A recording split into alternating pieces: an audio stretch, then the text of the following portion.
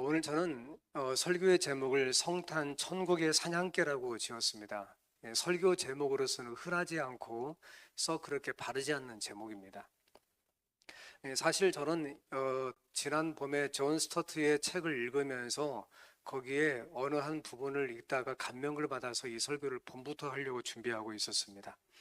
그래서 오늘은 하나님은 우리의 삶을 어떻게 추적하시고 이끄시는가를 좀 말씀을 드리겠습니다. 다 같이 읽어보시겠습니까? 시작.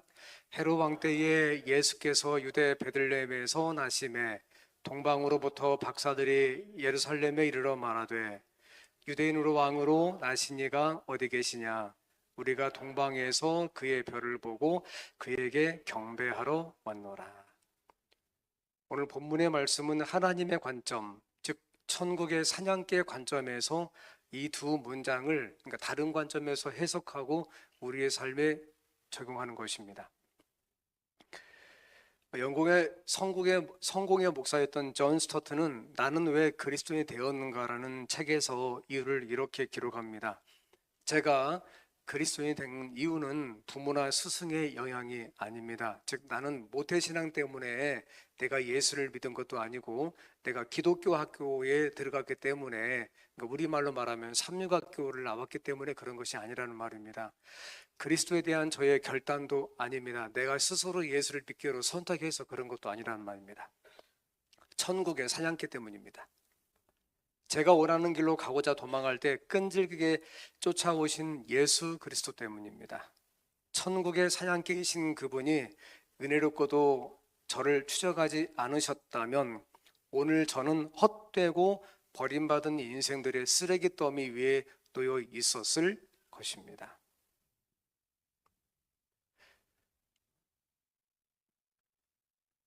존 스토스는 자기가 예수를 믿고 그리스도인이 된 것에 대하여 사냥개 때문인데, 이 사냥개는 이 땅에서 끝까지 먹이를 추적하는 사냥개가 아닌 저 하늘에서 이 땅에 오신 또 다른 사냥개 때문에 자기가 예수를 믿게 되었다고 고백합니다. 그러면서 그의 책 7장까지 돼 있는 책 가운데서 첫 번째 장에 중간쯤 가게 되면 그는 이런 시를 거기에 기록하는데요. 천국의 사냥개, 나는 그에게서 도망쳤네. 밤에도 낮에도 나는 그에게서 도망쳤네. 수많은 세월 동안을 나는 그에게서 도망쳤네. 내 마음속 미궁 같은 길로 슬픔 속에서도 그를 피해 숨었다네. 겉으로는 계속 웃었고 한때 희망에 부풀어 오르기도 했었지만 이내 두려움의 골짜기 아래 거대한 어둠 속으로 곤두박질 쳐 버렸네. 나는 따라오는, 추적해오는 그 힘찬 발소리, 그러나 서두르지 않고 흐트러지지 않는 걸음걸이, 나를 따라오는 입니다. 장엄한 긴박함으로 한 목소리가 두드린다. 발소리보다 더 긴박하게, 네가 나를 배반하기에 모든 것이 너를 배반한다. 중간 생략하고요. 가여워라, 너는 알지 못하는도다. 나 아니면, 오직 나 아니면 비천한 너를 누가 사랑해 주겠느냐. 제가 건너뛰었습니다. 일어나라, 내 손을 꼭 잡고 가자. 내 곁에서 멈추네 그 발자국 소리. 아, 어리석고 눈멀고 연약한 자여, 내가 바로 네가 찾는 자연이라. 이게 프란시스 톰슨의 그 시를 옮겨온 거예요. 실은 프란시스 톰슨은 굉장히 외로운 유년기를 보냈습니다. 그가 장성하고 난 다음에 성공의 목사가 되는 것도, 아버지를 이어 의사가 되는 것도, 그리고 나중에 군인이 되는 것도 다 실패했죠. 어떤 것도 자기 뜻대로 되지 않았다는 거예요. 그래서 그는 젊은 날 방황하며 살았습니다. 영국의 밤거리를, 런던의 밤거리를. 그러다가 끝까지 사냥개처럼 그를 추적하고 달려가고 멈추지 않는 천국의 사냥개를 만나고 난 다음에 그가 시를 쓴 거예요. 근데 가만히 보니까 존 스토스가 프란시스 톰슨의 시를 읽다가 보니까 자기가 예수를 믿은 것과 동일했다는 것이죠. 그래서 그것을 옮겨온 거예요. 여러분, 성경은 온통 추적하는 이야기입니다. 사냥개처럼. 많은 사람들은 내가 선택해서 예수를 믿었다고 말을 합니다. 어떤 사람은 내가 내 발로 교회에 나왔다고 그렇게 말을 하죠. 이건 마치 요한복음 4장에서 수가에 살고 있었던 사마리아 여인이 수가 마을에서 불과 한 1km 남짓 떨어진 그 당시에 우물가로 물을 길러 스스로 나왔지만, 스스로 나온 거죠. 어쨌든 거기에서 예수를 처음에 만났을 때에 내가 걸어서 우물가에 물을 길러 왔다고 했던 그 관점과 동일한 것이죠. 하지만 성경은 실제 그렇게 이야기를 하지만 하나님의 관점은 전혀 다릅니다. 누가복음 15장에 보게 되면 성경은 세 가지 비유를 예수님께서 드시는데, 첫 번째 비유가 잃은 양, 두 번째 비유가 드라크마, 그리고 세 번째 비유가 어제 저녁 우리가 짧은 뮤지컬을 보았던 돌아온 탕자의 비유입니다. 둘째 아들이죠. 아버지의 재산의 일부분을 가지고 먼 나라 갔다가 완전히 탕진하고 거지처럼 집에 돌아왔을 때에 아버지가 뭘 잡아요? 살찐 송아지. 그러면서 모든 것을 잃어버리고 집에 홀몸으로 맨몸으로 돌아온 그 아들을 반기는 아버지의 사랑. 그리고 다시 돌아가서 누가복음 15장 3절에 예수께서 그들에게 비유로 이르시되 너희 중에 어떤 사람의 양 100마리가 있는데 그중 하나를 잃으면 99마리를 들여두고 그 잃은 것 한 마리입니다. 잃은 것을 찾아내기까지 찾아다니지 아니하겠느냐.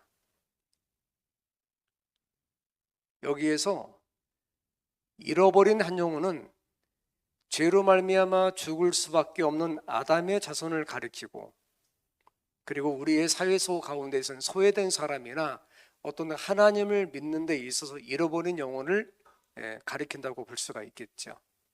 천국의 관점에서 이 우주에서 유일하게 잃어버린 곳이 어디예요?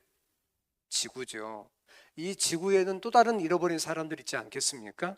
그런데 여기에서 목자가 99마리를 들에 남겨두고 한 마리 그 잃어버린 양, 다른 말로 바꾸면 한 마리의 잃은 그 신자를 말하기를 찾아내기까지 찾아다니지 아니하겠느냐. 여기에 대해서 제가 헬라어 본문을 좀 읽어봤더니 위에 이 문장은 찾을 때까지 수색하고 추적하고 멈추지 않는 행위로 의역해도 전혀 문제가 되지 않더라고요. 네 단어로 구성되어 있는데 봤더니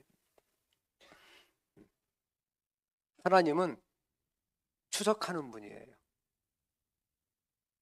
한 잃은 양이 길을 잃던지 아니면 어쩌면 자기는 금방 무리에서 벗어났다 할지라도 어느 정도 더 거리까지만 갔다가 돌아올 수 있다고 생각을 했을 것입니다.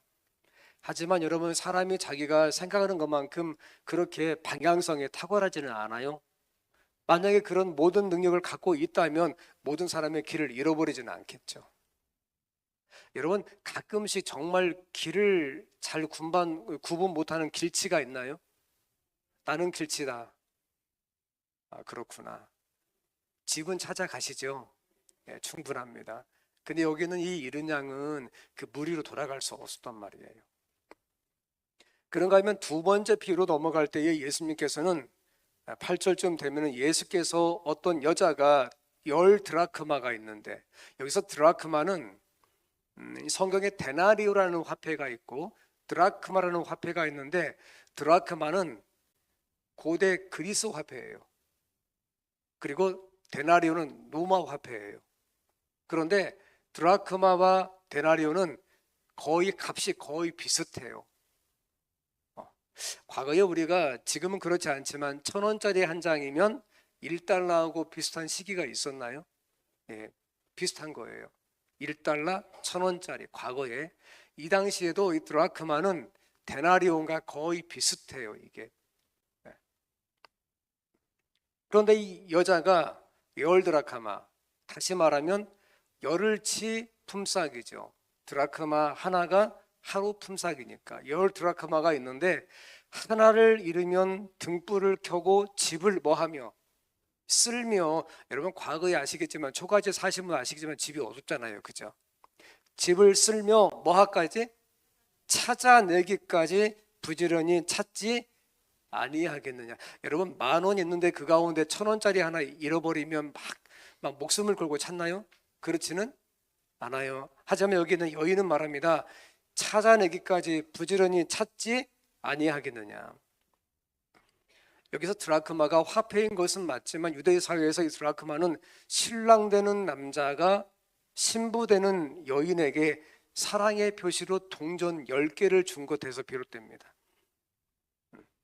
하루 품삯밖에 되지 않지만 동전 10개를 받았다는 것은 남자로부터 프로포즈를 받고 내가 결혼을 승낙했다는 것이죠. 결혼 반지와 같은 것이었습니다.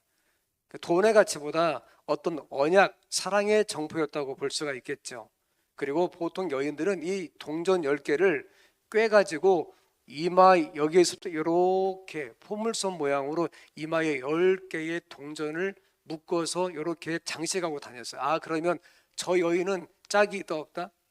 있다. 그냥 짝도 아니고 얼마 후에 뭐 할 거다? 그렇죠.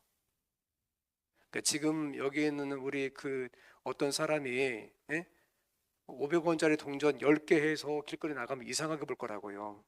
하지만 그 당시에는 그 문화적 풍속을 봤을 때 이건 대단히 영예스럽고 좋은 것이었거든요. 그러니까 동전을 셀 때 9개가 있다는 것은 온전하지 않다는 거지요. 조급한 거예요. 무슨 일이 있어도 찾아야 된단 말입니다. 그래 예수님께서는 하나님께서 잃어버린 사람을 찾는 것을 비유해서 말씀하시되 결혼 앞둔 여인이 그 하나 사라지면 절대 안 된단 말이에요. 이거 언약의 표시거든. 그러니까 온 집안을 뒤지는 거예요 지금. 저기 구석도 한번 가보고 서로로 다 더듬어 보기도 하고 말입니다. 이것도 동일하게 수색하고 추적하고 멈추지 않는 하나님의 어떤 행위를 말하는 겁니다. 그러면서 다시 존 스타트로 돌아가서 그는 그의 책에 이런 걸 썼습니다. 우리가 만약 그리스도인이라면 그것은 우리가 그리스도를 믿기로 결단했기 때문이 아니라 그리스도가 우리를 사랑하기로 결심하셨기 때문입니다. 바로 이 대단한 연인의 추적 때문인 것입니다. 여러분이 예수를 정말로 믿는 신자가 되었다면 그것은 여러분이 스스로 선택하고 결단해서 모든 것을 결정했기 때문이 아니라는 말이에요. 하나님께서 여러분에게 찾아와서 여러분의 마음 가운데 거하시고 여러분을 추정해서 꽉 잡으셨기 때문에 우리가 그런 선택을 했다는 것입니다. 여러분 신약 성경 제가 강조하지만 27권 가운데 바울은 14권을 기록했습니다. 성경은 사도 바울이 그렇게 말하기를 율법으로는 흠이 없을 만큼, 율법의 행위로 흠이 없을 만큼, 더군다나 그는 베냐민 지파입니다. 즉 그의 이름이 사울이라는 것은 이스라엘의 초대 왕이면서 베냐민 지파였던 사울의 이름을 가져온 것이죠. 그는 본래 예수를 믿는데 열심히 있는 사람이었습니다. 그리고 영감의 기별을 읽어보면 그가 스데반을 죽이는데, 즉 다시 말해서 신약교회 가운데 처음으로 7명의 집사를 세웠는데 7명의 집사 가운데 스데반이라는 집사님이 계셨고 그가 하나님의 성령의 감독 가운데에서 여러 사람들 앞에서 신앙 간증하고 설교한 적이 있었거든요. 사도행전 7장. 너무나 놀랍고 그가 성령의 감동 가운데 간증하는데 성경은 기록하기를 글쎄 그의 얼굴 너무나 빛나서 천사의 얼굴과 같았다고 그래요. 그 자리에서 본래 사울이었던 이 존재도 그걸 목격하게 됩니다. 그리고 분노하게 돼요. 분노합니다. 본래 예수를 믿는데 열심히 있는 예수 믿는 사람을 잡는데 열심히 있는 사람이었거든요. 하지만 어느 사건을 통해서, 아주 특별한 사건을 통해서 그가 예수를 잡는 사람에서 예수를 증거하는 사도로 바뀌지요. 그리고 그는 사도행전에 나와 있는 크게 4번의 간증 가운데에서 그 사건의 어느 면을 이렇게 기록합니다. 사도행전 26장 14절 세번역 성경에 예수께서 말씀하시는 겁니다. 그의 간증 가운데 나오는 거예요. 사울아 사울아 너는 어찌하여 나를 핍박하느냐. 예수께서 사울에게 다메섹으로 가는 그 과정의 어느 길 지점에서, 즉 다메섹에 거의 도착했을 무렵에 예수께서 빛 가운데 나타나셔서 사울에게 하신 말씀입니다. 사울아 사울아 너는 어찌하여 나를 핍박하느냐. 가시도신 채찍을 발로 차면 너만 아플 뿐이다 하고 말하는 음성을 들었습니다. 그러니까 사도 바울의 간증의 4번의 간증 가운데 여기에만 나오는 문구예요. 가시가 돋친 뭐요? 채찍. 이게 헬라어로 켄트론이라고 하는 건데, 이게요 가축을 몰 때 쓰는 긴 막대기 있죠. 그렇게 번역이 되기도 합니다. 그 목동들이 쓰고 갖고 있었던. 예수님은 자신을 가리켜 비유하시기를 아주 고집센 동물이나 소를 길들이는 농부로 비유하십니다. 이 하면은 분명하지요. 예수님은 사울을 추적하고 채근하셨습니다. 그러자 사울이 계속 뒷발로 차면서 이 예수님께서 사울을 옳은 길로 인도하시려고 하는데, 그 긴 막대기로 이렇게 또 반대로 이렇게 예수께서 길을 인도하시려고 그를 추적하고 이게 채근하는데, 이게 귀찮으니까 자기 뒷발로 자꾸 막대기를 쳐내는 거예요. 지금 누가요? 사울이. 여러분 그럴 때 있나요? 하나님의 성령께서 여러분의 마음 가운데 분명히 어떤 음식을 주셔서 양심을 깨우시는데 그게 마음에 들지 않으니까 사도 바울처럼 자꾸 뒷발로 쳐내면서 오지 말라고, 그렇게 살지 아니하겠다고 그런 선택을 한 경우도 간혹 있나요? 네, 다행이에요. 네. 그런데 제가 이 성경 말씀, 이 말씀을 보고 난 다음에 말씀을 준비하면서 다른 간증을 이제 4개의 간증을 비교해서 이렇게 성경을 보는데, 글쎄 묵상하면서 한 가지 생각이 드는 거예요. 이 설교를 준비하는데, 그럼 예수님께서 사울을 추적하고 채근하셨다고 하는데 다른 성경 어디를 봐도 그 이런 구체적으로 어떻게 채근하시고 어떻게 그를 추적하셨다는 말씀이 안 나오거든요. 여기 한 줄만 나온단 말이에요. 그것도 단어 하나로만. 그래서 성경을 봐도 저는 찾지 못했어요, 아직까지. 그러다가 제가 추적의 실마리를 사울이 역사 가운데 첫 번째로 등장하는 사도행적에서 찾았습니다. 사도행적은 그 실마리를 이렇게 기록하고 있었어요. 스데반의 죽음은, 다시 사도행전 7장으로 돌아가서 스데반 집사님 복음을 증거하다가 이게 분노한 유대인들에 의해서 돌에 맞아 죽었거든요. 스데반의 죽음은 사울의 양심을 일깨우는 결과를 가져왔다. 이거 무슨 말이냐면, 아까 제가 앞서 말씀드린 것처럼 스데반 집사님이 복음을 증거하고 천사의 얼굴처럼 하나님의 은혜를 입고 복음을 전하니까 사람들이 그 소리를 듣기 싫으니까. 왜? 그 스데반의 집사님의 설교의 대부분의 내용은 예수 그리스도였거든요. 그 돌을 던져가지고 스데반 집사님을 쳐 죽인단 말이에요. 근데 제일 앞에 누가 있었어요? 사울이 있었거든요.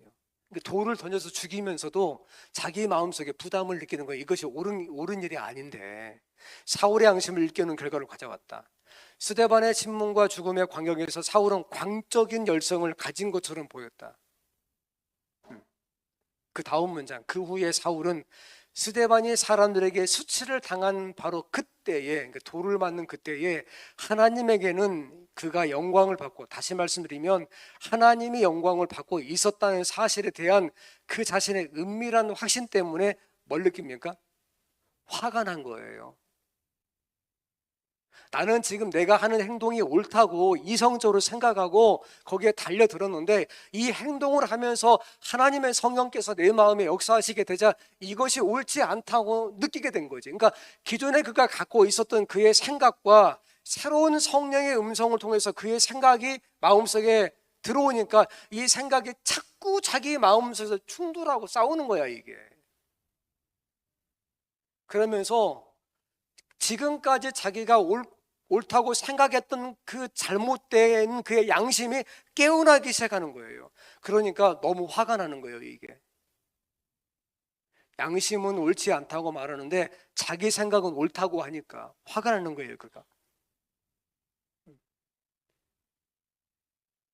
스데반의 죽음이 사울의 마음속에 들어온 거예요. 그 죽음이. 그래서 하나님께서 사울의 양심을 채찍으로 이렇게 때려서 깨우기 시작하시는 거예요. 지금 겉으로는 율법을 따랐지요. 바르게 살고 율법 지키고 노력하고 예배 잘 참석하고 기도하고, 하지만 내면의 양심은 자기가 지금 옳지 않다고 계속 자기를 채찍으로 계속 때리는 거예요. 지금 여러분, 하나님은 말이에요, 사울의 기억을 채찍으로 때리십니다. 천사 같은 스데반의 얼굴이 평생 지워지지 않았습니다. 그리고 그것이 사울의 기억의 창고에 평생 동안 저장이 되었습니다. 성도 여러분, 이게 사울의 문제인가요? 아니면 우리 모두의 문제인가요? 우리 모두의 문제입니다. 저는 지금 사울의 이야기를 하는 것이 아니고 우리 각자의 이야기를 하는 것입니다. 목사님, 무슨 소리 하시는 거예요? 누가 뭐래도 저는 혼자 제가 성경 연구하거나 제가 선택해서 이곳에 나온 것이라고요. 물론 사람들이 가끔 저를 도와주긴 했지만 어쨌든 중요한 것은 내가 자의적으로 선택해서 나왔다는 거예요. 하지만 성경을 자세히 보십시오. 찾아내기까지 찾아다니지 아니하겠느냐. 사울을 끝까지 추적하셨던 거지요. 그래서 오늘 우리가 여기 있는 거예요. 한 번은 꽤 수십 년 전에 제가 다녔던 고향 교회에 장로님이 계셨습니다. 그 장로님이 아주 시골, 그 빨치산이 살던 그 시골 동네에서 살다가 가만히 보니까 이 산골에 학교까지 가려면 4km 이상을 걸어가야 되고, 우리 아이들이 그래 거기 있는 물려받은 전답을 다 팔아서 자그마한 읍내라고 하는 읍 단위의 도시로 나왔어요. 그래 거기에서 이것저것 특별히 뭐가 없으니까 그냥 거기에서 그 시골에서 했던 방앗간 그 기계 몇 개 갖다가 거기에 놓고 방앗간을 하기 시작하는데 잘 되지는 않아요. 왜냐하면은 아는 사람도 없을 뿐더러, 그렇다고 방앗간의 규모가 크지도 않고. 그런데 어느 날 지금이야 이런 칼라 종이가 있지만은 어떤 사람이 지나가다가 이런 종이를 갖다가 집집마다 이렇게 돌려놓고 가더라는 거예요. 꽤 오래전 일이에요. 근데 자기는 그 종이를 보지 못했는데 자기 아내가 그 종이를 보더니 떠듬떠듬 글을 읽더라는 거예요. 떠듬떠듬. 다시 말씀은 그의 아내가 학교를 나오지 못했거든요. 떠듬떠듬 글을 딱 물어보더래요. 여러분 이거 아십니까? 글을 읽지만 그 글의 뜻이 무엇인지 모를 때가 있잖아요. 그래? 이렇게 돌더니 떠듬떠듬 글을 읽더니 자기 남편에게 이게 무슨 뜻이냐고 물어본 거예요. 그 당시에는 그분이 교회를 다니지 않았습니다. 방앗간 주인이에요. 장로님이 이렇게 보다가 이거 보니까 교회 나오라고 하는 얘기네 한 거예요. 아, 그 교회 나오라고 하는 얘기인가 보다. 근데 이제 그 아내가 그 밑에 글을 읽다가 쭉 읽다가 보니까, 여보 이것은 무슨 뜻이에요? 보니까 다음 주에 무슨 뭐 전도회가 있는데 뭐 저녁에 나오라고 하네. 그렇게 한 거예요. 그리고 이분은 남편을 잃어버렸어요. 그것을. 저녁밥 먹고 아내가 사라진 거예요. 어디 간 겁니까? 교회 간 거예요. 근데 자기는 처음에 몰랐다고 해서 저하고 통화할 때, 저하고 몇 번 통화를 했었는데 저는 그때 몰랐다고 하더라고요. 그분은. 그래 저녁에 늦게 아내가 돌아왔어요. 어디 갔다고 했더니 물어봤더니, 아니 그 여기 써 있는 그곳에 다녀왔다고 하는 거예요. 뭐라고 합니까? 했더니 아무것도 모르겠다고. 그 교회를 가는데 한 번도 불러보지 않는 이상한 노래 부르고 다들 손 모으고 눈 감고 기도하더라 이거예요. 그 다음 날 저녁밥을 먹고 아내가 또 사라졌습니다. 두 번째 날은 남편이 눈치를 챈 거죠. 아 지금 교회 갔나 보다. 웬걸. 그 당시만 해도 2주씩 했답니다. 전도회를. 2주 내내 교회를 다니더니 토요일만 되면 글쎄 이 여자가 방앗간 일을 안 하고 교회를 가더래요. 예. 그러니까 자기는 토요일 날 일을 2배를 해야 되는 거예요, 자기가. 시간이 지나갑니다. 이것이 부부지간에 작은 갈등이 되었어요. 조금 지나니까 토요일 날 아침밥 먹고 나서 보니까 아이들 전부 다 사라지고 없고 안 해요. 자기만 있더래, 방앗간에. 아시겠지만 옛날에는 방앗간 일할 때 자식들 도와주고 했지 않습니까?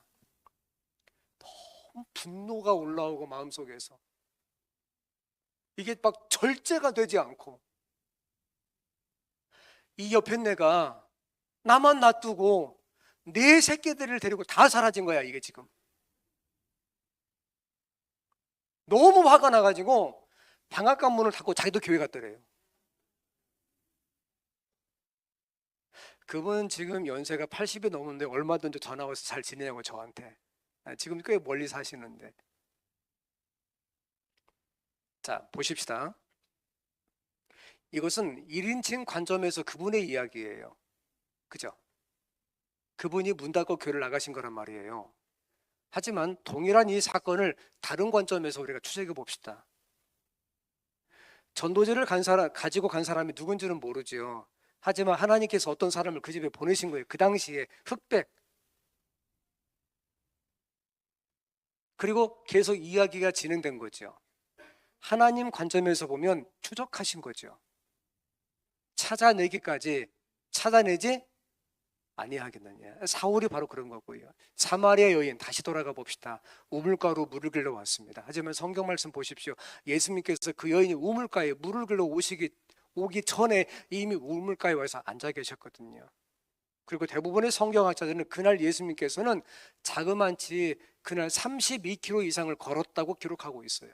1시간에 4km, 48에 30이, 적어도 12시에 거기 도착하려면 새벽 4시에 출발을 해야 돼요. 추적하신 거예요. 다시스로 가는 요나, 그는 본래 분열 왕국 시대에 저 북방 이스라엘에 있었던 선지자였습니다. 하나님께서 오늘날 그를 부르십니다. 그러면서 저기 니느웨로 가라고 말씀하십니다. 가서 복음을 전하라고 말씀하십니다. 그런데 요나의 마음에 다른 것도 아니고 니느웨, 아시리아의 수도, 자기 민족을 지속적으로 공격하고 괴롭힌, 어떻게 보면 적대국, 근데 거기에 가서 복음을 전하라고요? 요나가 하나님의 뜻과 자기의 생각에 충돌하게 되자 요나가 자기의 생각을 관철하기로 선택을 하고 다시스, 그 당시에 가장 멀리 있는 한 번도 가보지 못한 미지의 세계로 가기 위해서 요나가 배를 탑니다. 사실 니느웨로 가는 방향과 다시스로 가는 방향은 정반대거든요. 성경 요나서 1장 2절에 뭐라고 말씀하시면 요나가 요바로 내려갔다고 말합니다. 영어로 going down, 내려간 것입니다. 품상을 두고 배에 올랐다고, 배는 올랐다 하지만 히브리 원문 보면 그것이 올랐다가 아닙니다. 내려갔다는 말입니다. going down. 그가 배를 탔습니다. 한참 배가 출항합니다. 과정 가운데 보면 1장 중반부쯤 가게 되면 요나가 배 위에 있었습니까? 배 밑창에 있었습니까? 내려간 거죠. going down, 내려간 것입니다. 얼마 후에 광풍이 붑니다. 불어서 배가 목적지에 갈 수가 없는 거예요. 파도에 쓸려 이렇게 저렇게 사람들이 두려움을 느낍니다. 침몰할 것만 같습니다. 가볍게 해야 돼요. 어떻게 해야 됩니까? 그러면 비싼 걸 바닷속에 던져야 돼요? 싼 걸 던져야 돼요? 처음에는 어떤 거 던지시겠어요? 자, 그죠? 네. 저렴한 걸 던지겠죠. 배가 좀 가벼워졌습니다. 하지만 세상에 너무나 미친 바람이 불어가지고 이걸 갖고 안 될 것 같아요. 그럼 어떻게 하죠? 우리는 점진적으로 어떤 것 쪽으로? 싼 거에서부터 비싼 거, 즉 값이 있다고 생각되는 것 쪽으로 계속 바다에 던져요. 모든 걸 던지고 배 안에 사람만 남았습니다. 침몰할 것만 같아요. 그럼 어떻게 해야 됩니까 이제? 여러분, 실제 있었던 사건이 사람을 던져요. 그 다음부터는 제비를 뽑고 요나가 걸렸고 요나를 던졌습니다. 그러자 참 이게 어떻게 보면 상당히 이게 믿음으로만 가능한데, 큰 물고기가 와서 누구를 삼킵니까? 요나를. 그리고 요나가 어디에 들어갑니까? 물고기 뱃속에 들어가요. 아, 목사님, 그러면 위액이 나와서 소화가 되면서 자동으로 모든 것이, 지금 그 이야기를 하는 것이 아닙니다. 이건 상당히 믿음으로만 우리가 이해할 수 있는 이야기예요. 근데 성경 말씀 보면 그가 배에서 바다로 던져집니다. going down이에요. 내려가는 겁니다. 그리고 요나가 2장 중 가게 되면 이렇게 그가 고백합니다. 내가 산의 뿌리까지 내려갔다고. 바닷속에 산이 있나요, 없나요? 없어요. 오케이, 자 봅시다. 물을 빼기 시작, 양수기로 지구 위에 있는 모든 물을 빼기 시작해 봅시다. 바닷속에 산이 있어요, 없어요? 그렇지. 그 말을 다시 말하면 요나는 바다의 가장 어디까지? 밑에까지. 거기에서 요나가 회개합니다. 하나님, 제 뜻대로 하려고 했더니 안 되네요.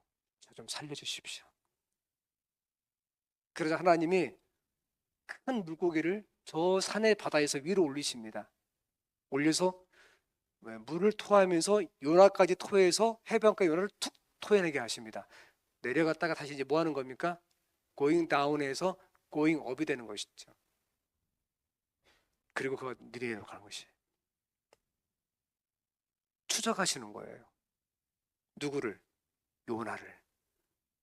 사마리아에서 욥바로, 욥바에서 배로 내려가고, 배에서 밑으로 내려가고, 밑에서 물고기로 내려가고, 물고기에서 바다까지 내려가고, 하나님이 멈추지 않고 광풍을 보내기도 하고 다른 것들 계속 추적하시는 겁니다. 마치 사냥개가 먹이를 한번 찝으면 결코 포기하지 않는 것처럼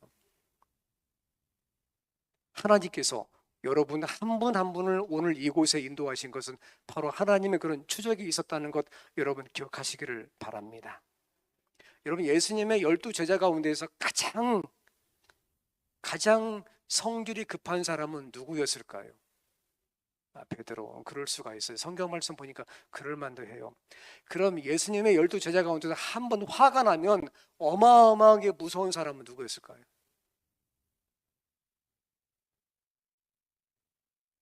마가복음 3장 17절 또 세베대 아들 야고보와 야고보의 형제 요한이니 이 둘에게는 보한억에 누구의 아들? 우리말로 바꾸면 무슨 둥? 천둥의 아들. 여러분 누구하고 싸우면서 천둥 같은 소리를 들어보셨나요? 그게 요한이에요, 여러분. 하지만 요한일서 4장 19절 우리가 사랑하면 그가 먼저 우리를 사랑하셨습니다 말하면서 요한은 우리가 하나님을 사랑하는 것은 하나님께서 우리를 먼저 사랑하셨기 때문이라고 고백합니다. 그래서 12사도 가운데 유일하게 요한을 가리켜 말하기를 무슨 사도? 사랑의 사도. 여러분 요한 1서, 2서, 3서를 읽어보시죠. 처음부터 마지막까지 모든 성경이 반복되는 단어가 있어요. 어떤 단어입니까? 사랑. 목사님 사랑은 언제나 오래 참고는 고린도 전서에 있잖아요. 물론 맞습니다. 하지만 여러분 사랑하는 자들아 우리가 서로 뭐 하자? 사랑하자. 사랑은 누구에게? 하나님께 속한 것이니. 사람이 바뀌는 거예요. 이것은 모든 재림신자의 고민 가운데 하나예요. 내가 교회를 수십 년 다해도 나는 왜 이 성질이 바뀌지 않는 것일까? 다른 사람은 예수 믿으면 착해진다고 하는데 나는 왜 요한처럼 결정적인 순간에 그 지점만 가게 되면 넘어지고 분노해가지고 그동안 싸우는 모든 것을 다 엎어버리는 걸까? 여러분 제가 지금 드릴 말씀에 동의하십니까 여러분? 예, 그렇습니다. 하지만 기억하셔야 돼요. 보시기 바라요. 요한이 그런 사람이었다니까. 그런데 그가 십자가에 예수 그리스도를 영접하고 그의 인생의 수없는 투쟁과 그런 싸움 가운데에서 하나님을 굳게 붙잡았을 때 글쎄 하나님은 그를 그렇게 사랑의 사도가 되게 하신 거예요.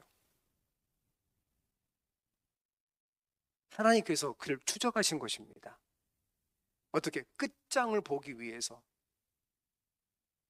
그리고 그를 이렇게 바꾸신 것이죠.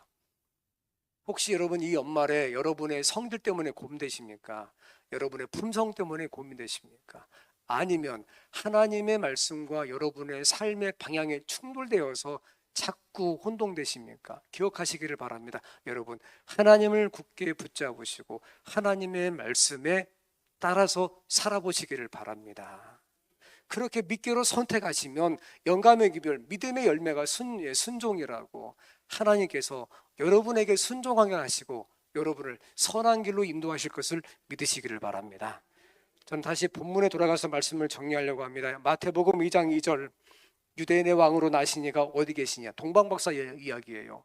우리가 동방에서 그의 별을 보고 그에게 경배하러 왔노라. 성경 말씀 보세요. 그들이 온 것입니다. 몇 개월 걸렸다고 추정하지요. 왜? 낮에는 별이 안 뜨니까. 밤에만 이동하지 않았겠습니까? 여러분, 동방박사가 몇 명이라고요? 한 명, 두 명, 세 명, 여러 명. 몇 명 같아요? 그죠? 왜 세 명이라고 생각하시죠? 선물이 몇 개니까. 전혀 근거 없지만 그렇게 생각합니다. 우리는 잘 알지 못해요. 몇 사람인지는. 다만 마태복음 2장에 예루살렘이 들썩했다는 기록을 보면 세 사람만은 아닌 것 같습니다. 큰 성이 들썩했다는 것은 세 사람 외에도 다른 사람들이 있지 않았을 리가 이렇게 추정을 하죠. 하나님께서 이들을 인도하신 게 맞지만 다른 관점으로 이들을 추적하신 것입니다. 어디까지? 예루살렘까지. 예수께서 이 땅에 저기 베들레헴의 마국간에 구유에 태어나실 때에 밤에 별을 따라온 동방박사, 베들레헴 들판에서 구약 성경의 약속을 믿고 있었던 목자들, 그리고 예수께서 아기 봉헌식 할 때 거기 왔던 시몬, 그리고 84살의 안나 선지자, 그리고 그의 육신의 부모였던 요셉과 누구? 마리아. 모두가 하나님의 추적을 통해서 잡힌 사람들이에요. 그렇죠. 그래서 이들의 공통점은 그 당시에 수많은 사람들이 있으면 궁극적으로 하나님을 만나고 그들의 집에 돌아간 사람들입니다. 성도 여러분, 연말입니다. 과거와 다르게 지금은 길거리에 크리스마스 캐롤 같은 게 잘 나오지 않죠. 듣지 않으니까 저작권 문제가 있다면서요. 그렇죠. 하지만 그러나 연말입니다. 올해가 불과 한 10일 정도 남았습니다. 여러분의 한 해는 어떠했나요? 연초에 세웠던 계획을 기억하고 계십니까? 아니면 여러분의 올해 한 해를 돌이켜 봤을 때 주로 어떻게 살았다고 생각하십니까? 우리는 매해마다 반복되죠, 이런 것들이. 하지만 중요한 것은 내가 어떻게 살았느냐도 중요하지만 내가 하나님 앞에 서 있는 것처럼 살았느냐가 더 중요하지 않겠습니까? 예수께서 이 땅에 오셨을 때 예수님은 다른 사람의 구유에서 태어났고요, 다른 사람의 배를 빌려서 사용하셨고, 다른 사람의 다락방을 빌리셨고, 다른 사람의 무덤에 누우셨고, 다른 사람의 죄를 짊어지고 죽으셨습니다. 주님은 단 한 가지도 자기를 위해서 가진 것이 없었고 우리 모두를 위해서 그가 가진 모든 것들을 내어주셨습니다. 그리고 그분은 프란시스 톰슨의 시처럼 천국의 사냥개처럼 집요하게 잃어버린 한 영혼을 찾기 위해서 이 땅에 오셨던 분이었죠. 그래서 하나님이 여러분들을 이곳까지 추적해서 잡아다가 앉으신 겁니다.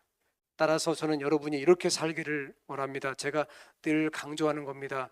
왼쪽에 있는 검정글씨를 한번 다 같이 읽어보시겠습니까? 시작. 거람되오, 하나님의 앞에 서 있는 것처럼, 지금 내 눈앞에 내가 하나님을 배우는 것처럼 그렇게 말하고 그렇게 생각하고. 그래서 여러분, 리얼 크리스찬, 참된 그리스도인은 항상 하나님 앞에 서 있는 것처럼 사는 사람입니다.